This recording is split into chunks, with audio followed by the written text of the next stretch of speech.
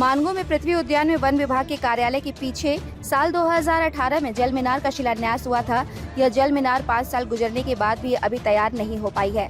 जल मीनार का काम अधूरा पड़ा हुआ है, काम भी ठप हो गया है। पानी टंकी नहीं बन पाने की वजह से हजारों घरों में पानी नहीं पहुंच पा रहा है।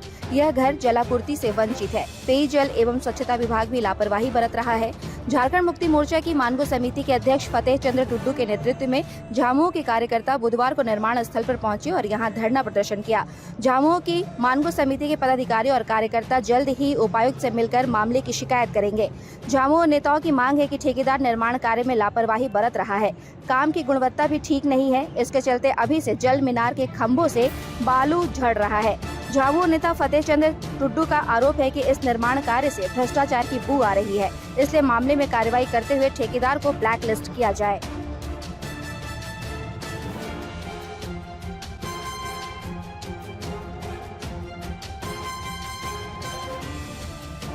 आज झारखंड मुक्ति मोर्चा मानगो नगर कमेटी के समक्ष जो मानगो वन विभाग के पीछे यूको बैंक के पीछे जो पानी टंकी निर्माणाधीन है, 4 वर्षों से निर्माण कार्य चल रहा है और कछुआ की चाल से चल रहा है।